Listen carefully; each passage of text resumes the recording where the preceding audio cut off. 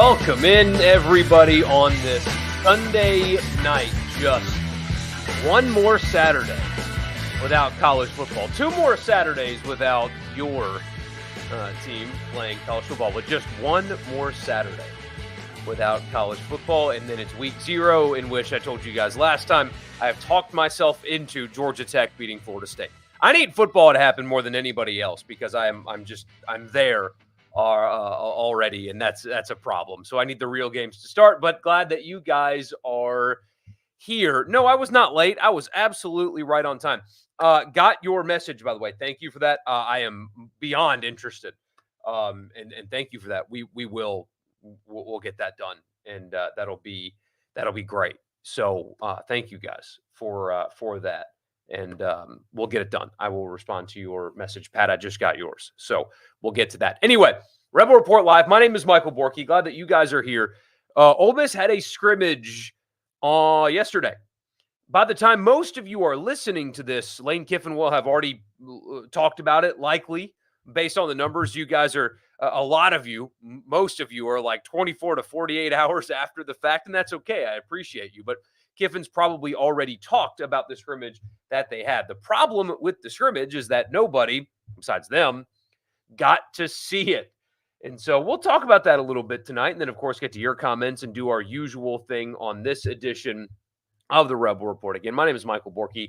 Don't forget to subscribe to this podcast if you're listening on the website at supertalk.fm, or if you're watching on YouTube, pull out your phone in your favorite podcast app, search Rebel Report, subscribe, and leave a rating and a review. I've seen that there have been more reviews. I appreciate you guys doing that. Thank you.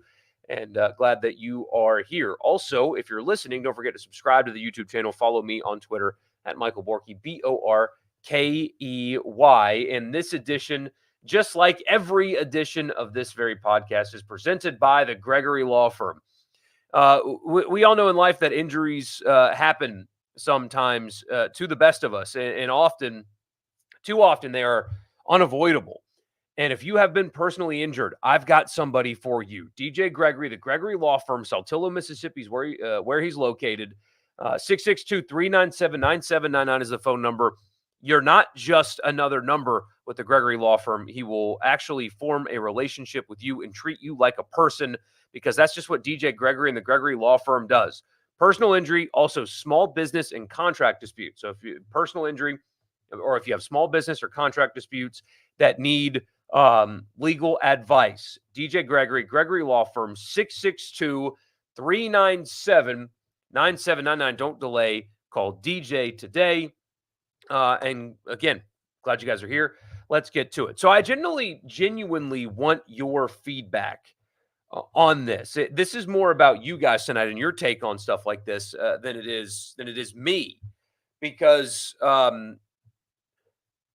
I come at it from a different angle. From the media perspective, I want every practice and every scrimmage to be completely open, because it's just easier to do my job when it is like that. So I appreciate it from that perspective, because when there's open stuff, it means then there's more things to cover. There's more stuff to talk about.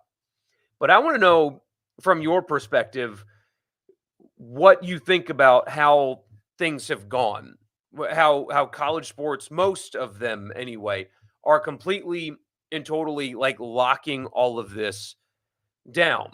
Because when I was in school, this is anecdotal. This obviously didn't happen for everybody. We kind of got lucky in this regard. But right after me and one of my best friends growing up, we went to Ole Miss together.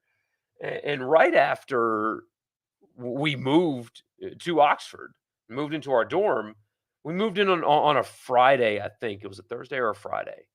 And there was a scrimmage in the stadium on Saturday. And we went. And we went to a couple open practices and a couple of open scrimmages as well. But we went, and we happened to sit right behind a couple of guys that were actives in the fraternity that we ended up joining. That is why I was able to get into the fraternity that I wanted. And that was why I have friends that I have today, and the college experience that I had was because I got to go to that scrimmage. So I have like a fond college memory of getting to go, but I did that every year. I loved being able to watch practice, and I loved being able to watch scrimmages and feel like I was a part of that.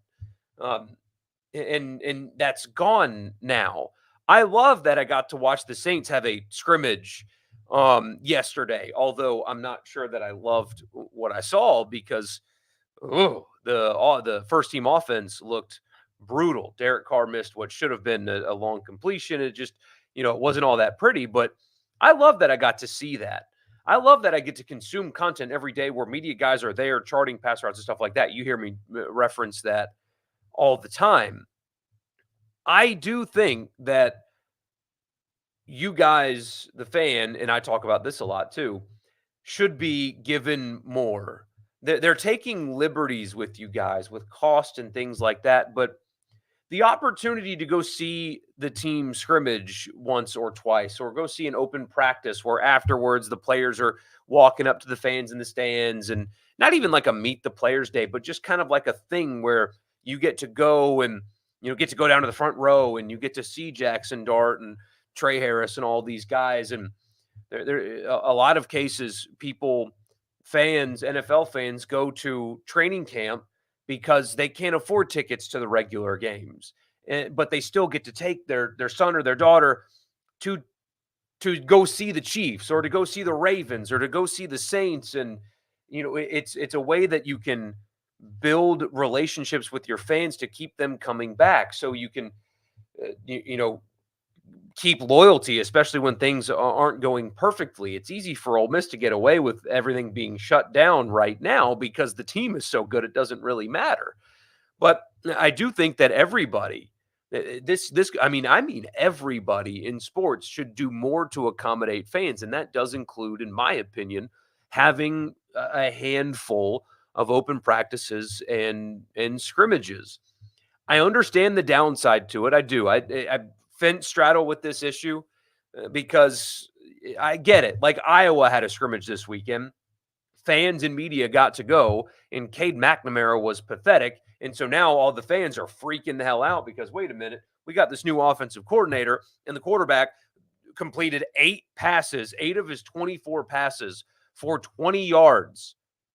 8 passes for 20 yards. That feels impossible to do. And so now Iowa fans are like freaking out. And if they kept that close, then nobody would know that their quarterback and their offense really sucked. So I understand why they keep that away. They also, want to protect injuries and maybe some schematic things. I understand that. And so maybe if they were starting with Florida and not Furman, I would understand it better. But you're opening the season with Furman. You really can't have an open scrimmage for your fans to come out and kind of see Dart throw it around a little bit and have some guys walk up to them as they're up against the wall after the scrimmage and just kind of make a deal out of it. I mean, tickets for this season especially are becoming so expensive. I promise you that there is somebody that lives in the area that would take little Johnny to the scrimmage that probably can't take little Johnny to the Georgia game for $1,200. So I think that they should do it. I don't like that this is the direction that college sports are headed. I don't like that fans are cut out of it. I don't like that media is cut out of it because it would make my job a hell of a lot easier. But I also understand why they do it, because if you guys are going to keep showing up, then, maybe they're justified in that and they can protect scheme and stuff like that. But I do think that they should throw you guys a bone a little bit. Ole Miss scrimmaged yesterday. You have no idea what happened. The Saints scrimmaged yesterday. I know every single detail of what happened. I don't think that's right. I get it, but I don't think it's right. But more importantly, I want to know what you guys think about it. After I tell you the podcast is brought to you in part by Advantage Business Systems. Check them out online, absms.com. Advantage Business Systems has you covered for all of your Mississippi office technology needs. Tell them I sent you. You'll get a complimentary office technology assessment. So you just tell them what you need and what your budget is, and they will find a solution for you on me. Advantage Business Systems, absms.com. The podcast is also brought to you by Priority One Bank. Let them make you their priority. We've got 16 locations here in Mississippi, so there's very likely to be one in your backyard. They make you their priority every day with their online banking platform. It's a one-stop shop, so all you need to do is have an internet connection, and you can do whatever it is that you need to do with your money, because Priority One Bank makes you their priority. Do I think anyone will have double-digit sacks? That is a good question. If anybody does have double-digit sacks, it's going to be Princely. If anybody does, he has the ability to do that. And Ivy can too, with the right season, but Princely's ceiling is higher than that of Ivy's. So if he's able to stay healthy, then yes, he can get the double digit sacks. Absolutely. Maybe Nolan can get there, but because he's more on the inside, it's just a little bit more difficult. Um, he'll command a lot of attention on the interior as well. But do I think anybody will have double digit sacks? No, I think you'll have a couple of guys get close. With the way they rotate and play so many guys on the defensive line, makes that a little bit harder. Princely's not going to play every snap. Ivy's not going to play every snap. Nolan's not going to play every snap. Um, I think the TFLs and stuff will be widely distributed. They have apparently they really, really love what they have in the defensive line room, 2 and 3 deep in some cases. Like they love what they've got there. And so a lot of guys are going to play. But if anybody's going to do it, I think Princely's going to do it first. Now Texas A&M loses their starting running back for the season. Preseason injuries are the worst. Yeah, both Texas and A&M losing their starting running backs at this point. It's really unfortunate, man. I mean, there's nothing really else you can say. You can try your best to prevent injuries, and like Lane Kiffin and Ole Miss is. We talk about that often. The NFL-like approach to what they're doing, but that's not foolproof, right? It's not 100% guarantee that nobody's going to get hurt in Ole Miss camp. Knock on wood. You hope that they don't. But the Falcons take an NFL approach to training camp, and they lost their wide receiver. It happens regardless. It's an unavoidable thing. You can try everything to avoid it, but you can't. It's just a shame. It really is. You would like more transparency for all schools. Ole Miss hasn't bothered you because they'll get a preseason-ish start to the schedule. Yeah, that's true. But, man, that's kind of part of it, though, right? Like, it's Furman. Like, what do you need to protect? Truly, what do you need to protect? Well, people might put on the message board that they ran this. Well, then don't run that in an open scrimmage. I don't know. If the NFL has found a way to be wide open, then you can too. You don't need to protect anything for Furman and Middle Tennessee and Wake Forest and Georgia Southern. You don't. Throw these people a bone. They did pay for the players after all. So, fans give all this money for things to stay so secretive. Why is Dart's love life national news? It's not national news. It's Barstool news. There's a difference. That's not. And I like a lot of what Barstool does. I know that's like you're not supposed to say that in media or whatever. You're supposed to hate Barstool and everything they stand for or whatever. I like a lot of what Barstool does. I don't like a lot of what Barstool does. I think there's a handful of people there that absolutely suck. But I think there's a handful of people there that are great. I know Ben Mintz personally, and he's a good dude. I know he's polarizing there for sure, but like as a person, he's a really good person. I love what Pardon My Take does. I mean, I think they're awesome in so many ways. So there's what foreplay's done for golf. Clip that out of context, but I think the foreplay guys are very good for golf. So I like a lot of what Barstool does.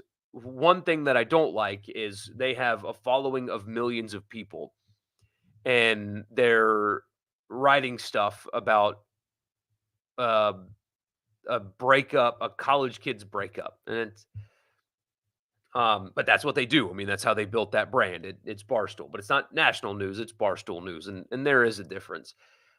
Eugene, nobody cares though. I mean, the overwhelming majority of people look at it and think, well, college kids. He's an SEC quarterback, whatever.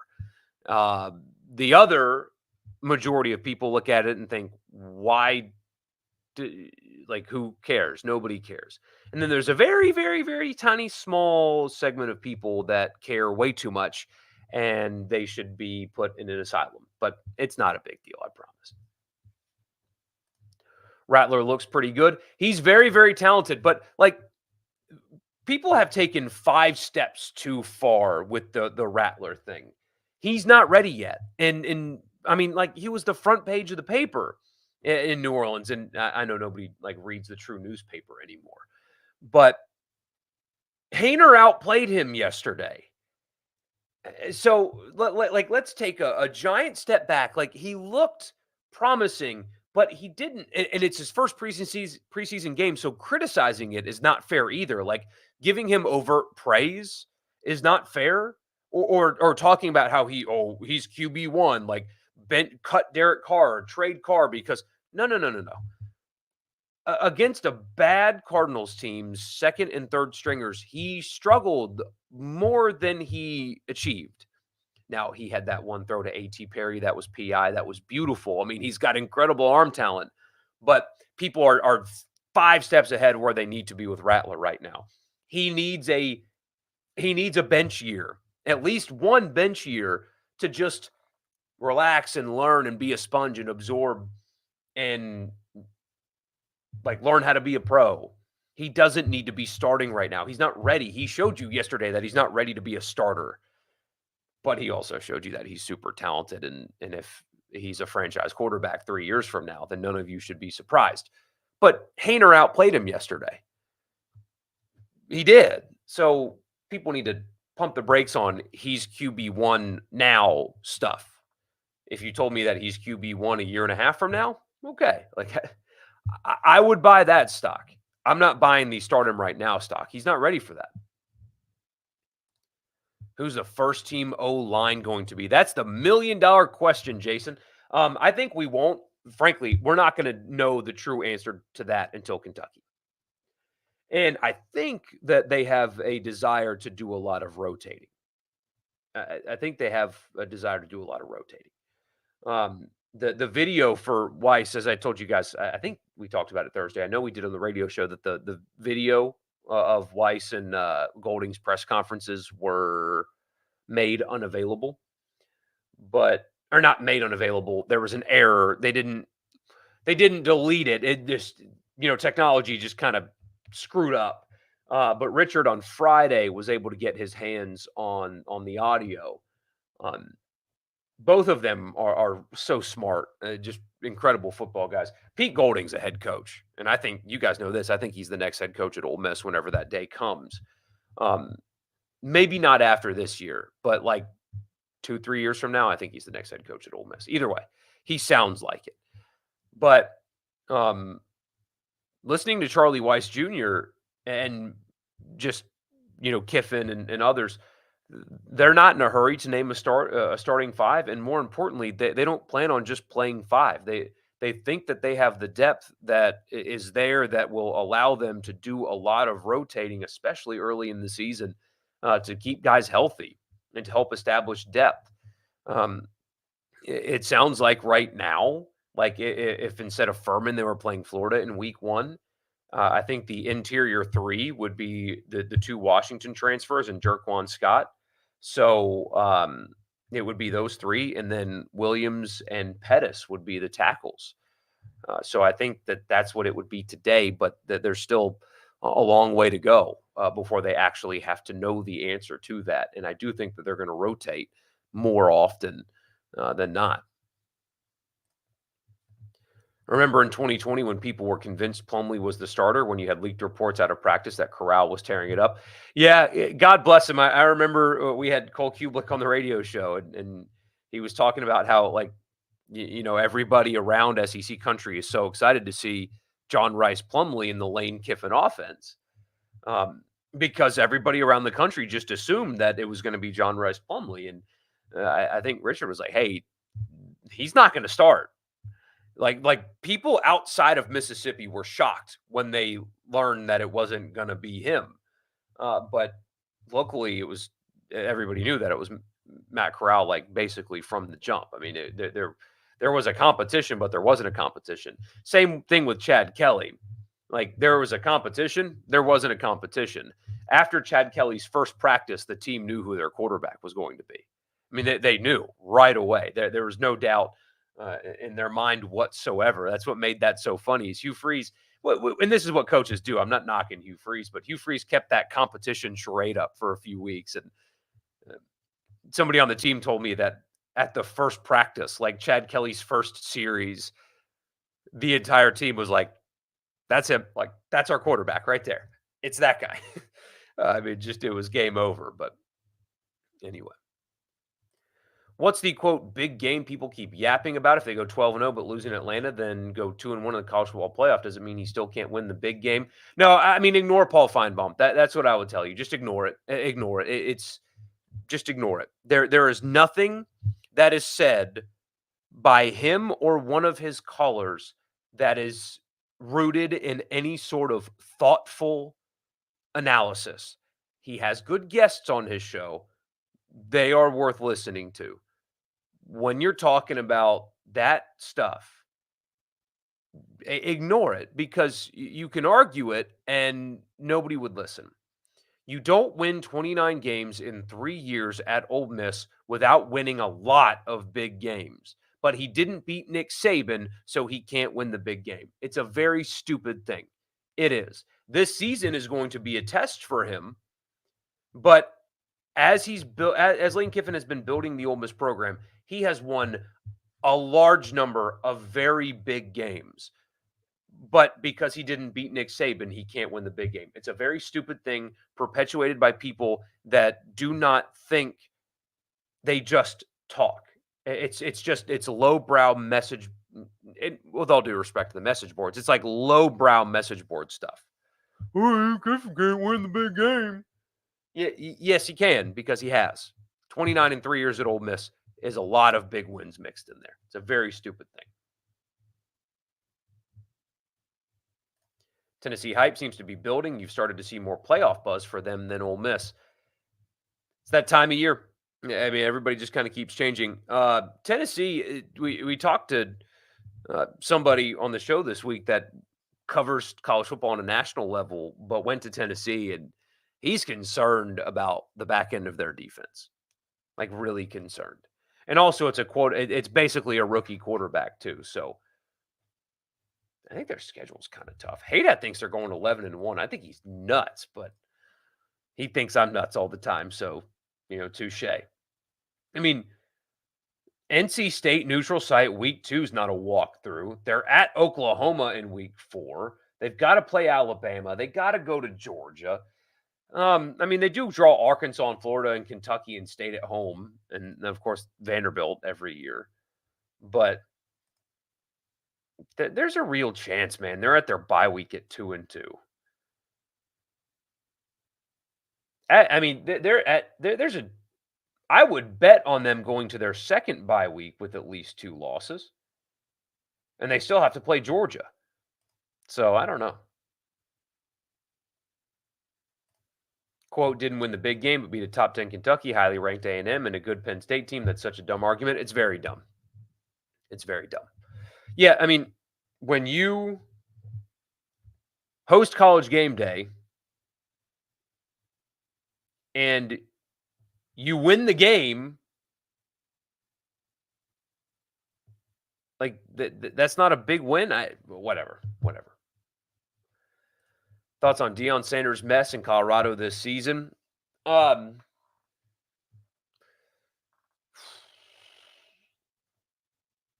That press conference, I watched a good bit of it because I was curious. That's kind of how he always is. That wasn't new necessarily. I know the sound bites were going around because, of course, they were.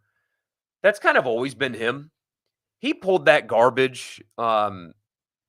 Oh gosh, what was his name? The Clarion Ledger reporter that covered Ole Miss. Really nice guy. What was his name? Did a good job. Oh my gosh, Nick Suss, right? Nick Suss. Wasn't that who that was? When in his press conference, Nick called him Deion. I was like, oh, whoa, no, you call me coach. You call me coach. You don't. He's like, you don't refer to Coach Saban as Nick, and he was like, yes, I do. Like, no, you don't. Go find the last Saban press conference, and sure enough, everybody's calling him Nick because that's his name because he's not their coach. He's been doing that small-time BS since he's been at Jackson State. That's not new. But I did sense a little bit of fear. I don't know if that's the right word, but it was very small. Treating a local CBS TV reporter poorly or not letting him do his job because CBS Sports, a publication that he is affiliated with in no way, shape, or form, ranked him as like the second worst coach in the Big 12, is small. That's what small guys do. That's what small guys do.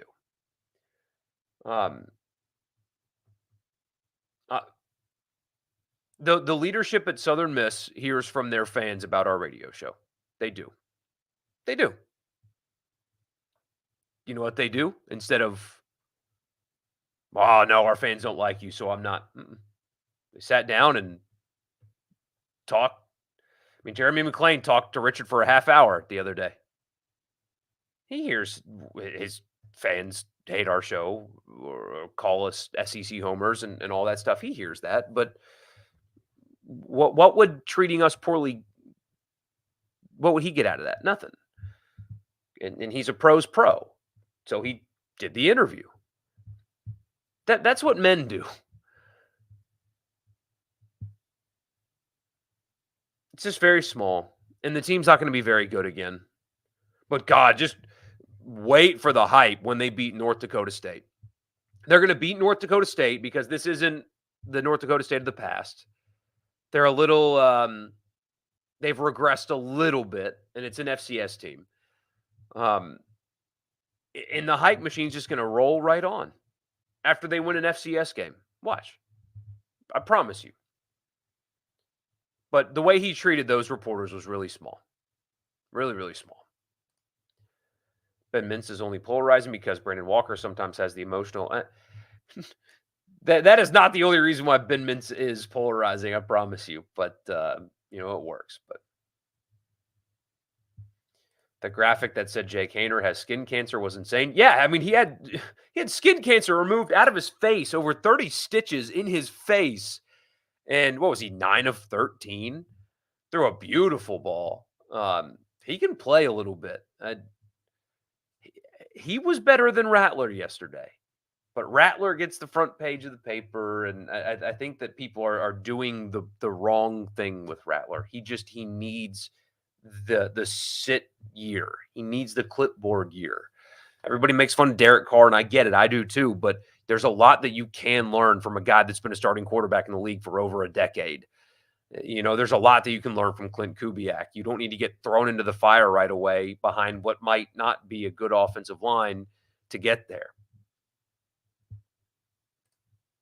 Deion is on a speed run to make everyone root against his team. Oh my gosh, yeah. I mean,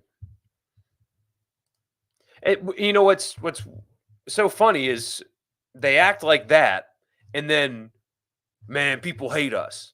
It's because you act like an ass all the time. People aren't just randomly choosing to dislike you.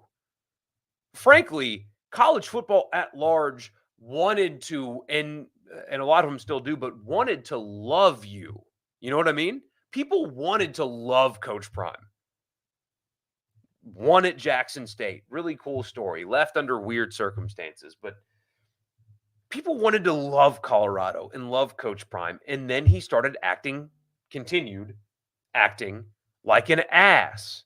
That's why people don't like them. It's the stuff that they did before the Oregon game. Oh, they're so little. And then they get beat by 1 billion points. It's because they act like they are on top of the world, and they haven't even gotten themselves off the bottom yet.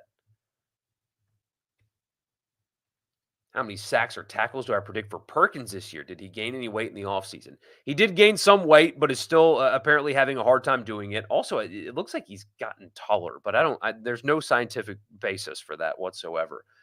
Listening to that audio of Pete Golding, it said that they were going to use him in different ways kind of simplified his assignments some, but they're going to move him around a little bit. He's not just going to be like on the right side, just rushing the quarterback. They are going to move him around a little bit. Sacks or tackles.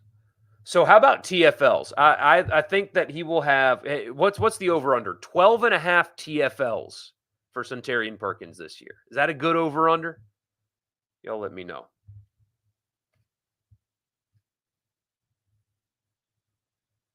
Watch Judkins have like 300 yards playing behind Henderson. He'll have more than that. He'll have more than that, I think. But also seeing plenty of Penn State hype, especially on Drew Aller. Most people are writing the Peach Bowl off as a pointless game that Penn State didn't care about. Most people are dumb. He stinks. How do you explain the Michigan game then? How do you explain most every other game he plays? He's the next Daniel Jones or Mitch Trubisky. I mean, truly, that's what's going to happen with him. He's not going to Josh Allen it, where underwhelming college stats turned into good pro. Josh Allen was at Wyoming. I've said my piece on that. I absolutely, and I don't get things right very often. I absolutely nailed that what was going to happen in that Peach Bowl. Nailed it. And it was mostly because I watched him 8 times last year and just, if you guys get bored, go back and watch the highlights of the Michigan game, the Penn State Michigan game last year. He was afraid. Like you could see it. He was scared on the field. He was scared in his home stadium.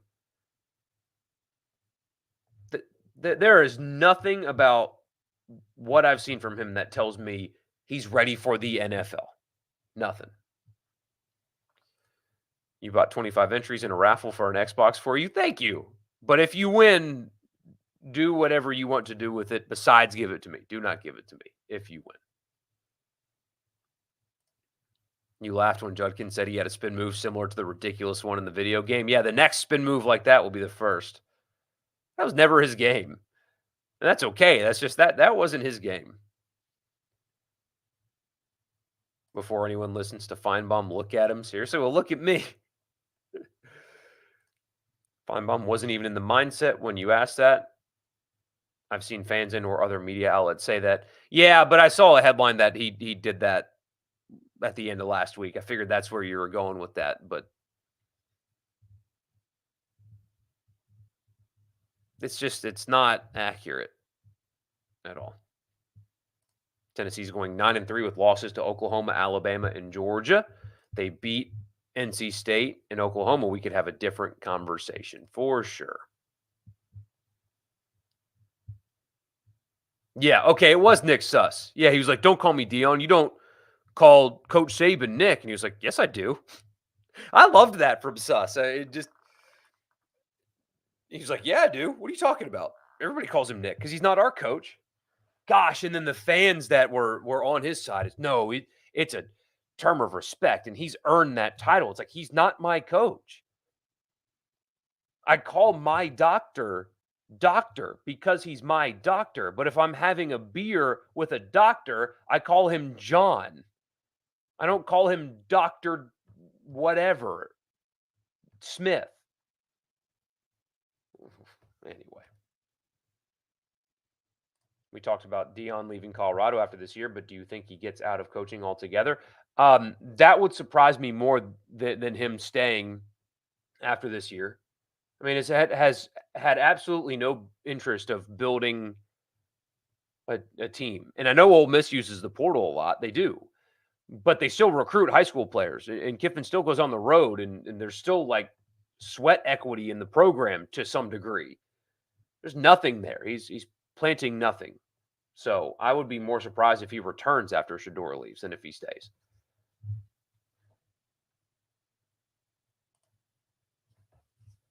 I hope you're right. I'm looking forward to that when you say Tennessee at NC State screams close game for 2 1/4 quarters, but ends in a 17 to 21 point game late, and people keep spamming it as a blowout because of the final score.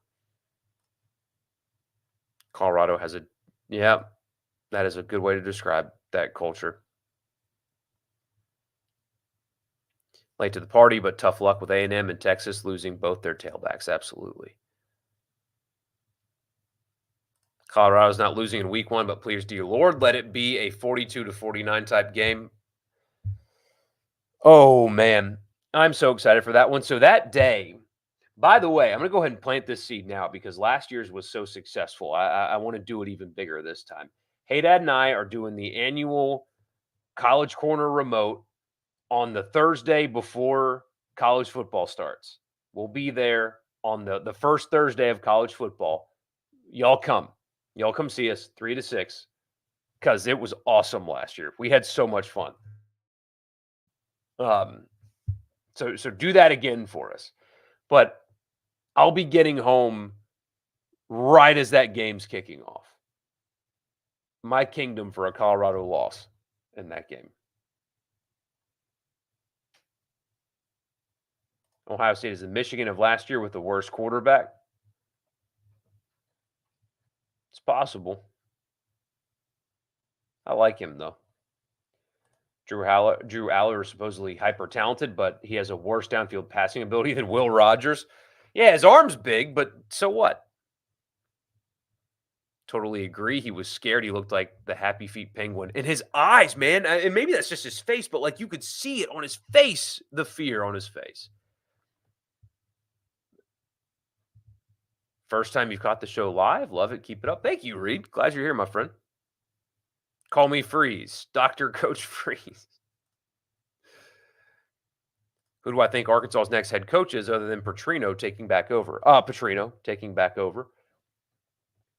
Do you think they could talk John Sumrall into taking that job, or is he still going to wait for Kentucky? You know what I think is going to happen? I think Arkansas would make a really underwhelming hire, is what I think would happen.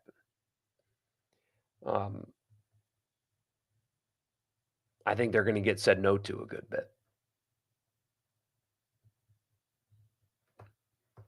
It's harder to hire coaches than it's ever been. I mean, I saw somebody mention Rhett Lashley. It's like, no. Okay. Move on to the next one because, no. There's going to be somebody that covers that team that's going to mention Lane Kiffin and just laugh. I mean, just laugh. That's all you can do. Which player this year is the X factor when it comes to becoming a championship team? Ooh, an X factor when it comes. Walter Nolan. I mean, quarterback aside, Walter Nolan. More so than Princely, more so than anybody else. Having a dominating, feared defensive tackle does so much. So much. I think that is maybe not more important than offensive line play, but I think they're good there. If Walter Nolan can be that top 10 pick that people think he can be, if he is that guy this year, that's the X factor. And I know that's a cop-out answer because he was the biggest portal pickup, might be the highest paid player on the team, maybe second behind Dart. So obviously there's a lot of invested in him. But if he is what he can be in 2024, you'll see even like what Kim Dichie wasn't. And he was first round pick. But if Nolan can give you consistent every game potential, what his potential is, you'll see how rare a guy like him is and what a guy like him can do to offenses. Because somebody like him can just clear up so much space for everybody else. It's Walter Nolan. If he is what his potential says that he is, that is that's the kind of guy that can make Ole Miss a championship team.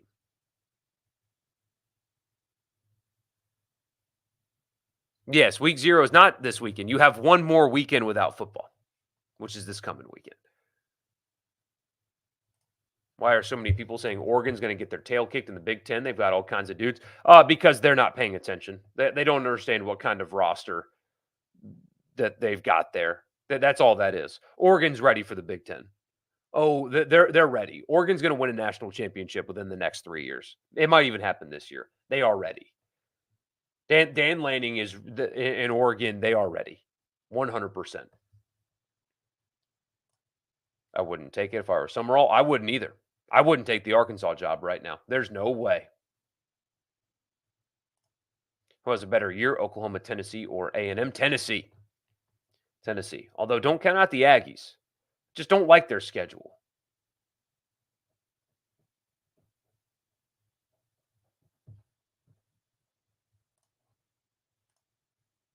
Compared to Tennessee's anyway. Especially compared to Oklahoma's. Brett Lashley is going to Arkansas like Dylan Gabriel is going to Mississippi State. No kidding. Did I see the explosiveness off the line from Walter? Yeah, I saw that video. It's about all we get from practice, but yeah, I saw it. Have wished for Summerall after the Kiffin era, but sounds like Stoops is getting annoyed at UK and could bolt retire with his bourbon business. Yeah, I have no insight. I think that 1 + 1 often equals 2, and Summerall's waiting for that to end. And then he'll go take the Kentucky job.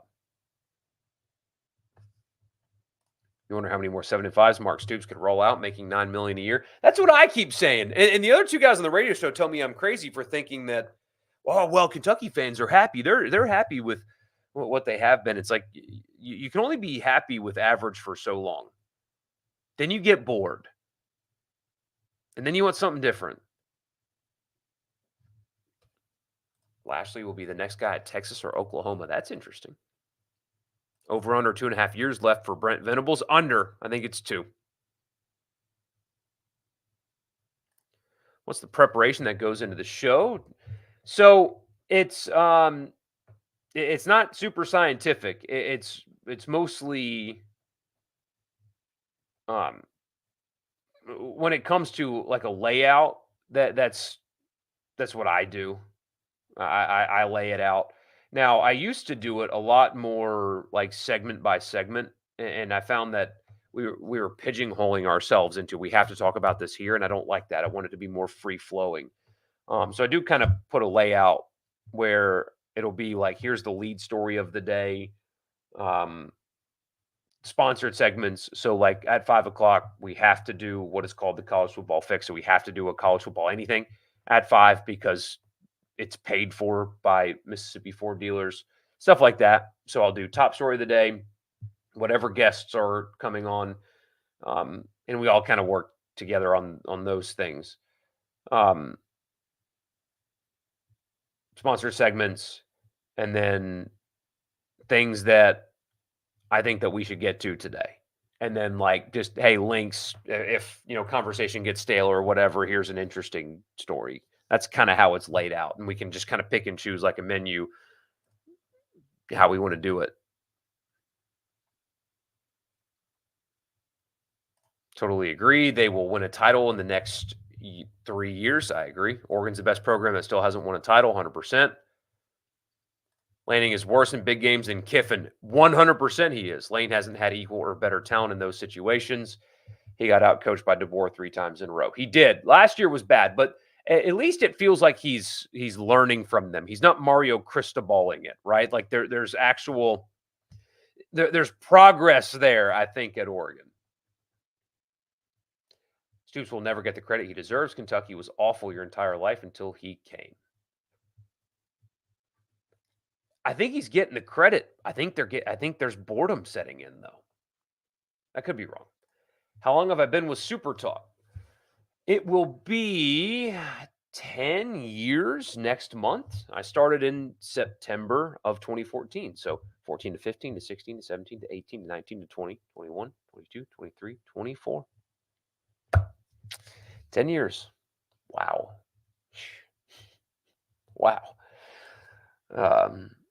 I started, I took a job in sales to get my foot in the door. And then a few months later, they pops me over into content and then producing, and now doing what I'm doing. So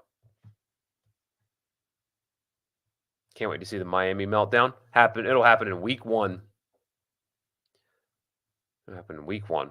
Cristobal is arguably the most overrated coach in the game. Who would be more overrated than Mario Cristobal? Who would be more overrated than Mario Cristobal? Sark? Ooh, there's a hot take for you. He just took his team to the playoff too. No, Brian Kelly.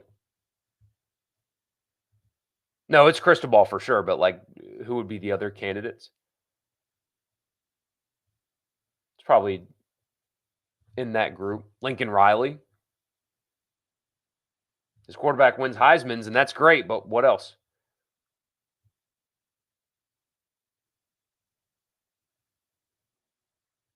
Mac Brown too, Lincoln Riley. Yeah, you guys are aligned with me on that one. But anyway, I got to run. Thank you guys so much for tuning in. As always, we'll be back Tuesday night, 8:00. We'll get to hear from. Actually, we'll talk about this last question here. Let's talk about NIL widening the gap between haves and have-nots, and is finally starting to see the veer option flexbone offenses in the Power Five like Nebraska did. Well, that's the thing. NIL is not widening the gap between the haves and the have-nots. It's not. It might be widening the gap between the middle of the Power Four and the G5, but the top of college football has never been more balanced player-wise, player distribution-wise. More of the top recruits are going to more schools than they ever have before. There's more parity at the top of college football than there has been in the playoff era, anyway. So while it may be separating like an Ole Miss from a Southern Miss, more so, although that gap was rather wide anyway financially. But no, I think that if anything, NIL has allowed people to close the gap. Look at what we're talking about here with Ole Miss and Missouri, and if you're able to adapt to it and prepared for it, you can do really well. Pre-NIL, there was like this established pecking order that really couldn't be altered. But Clemson was a power before NIL, and look, they've regressed back to the mean in the ACC. I don't know. The player distribution is quite even at the moment. So anyway, yep, Tuesday night, 8:00. I'll see you guys then. Yes, 8:00 ish. Yes, depends on if the tiny human cooperates with me or not. We'll see on Tuesday. Y'all be good. See you then.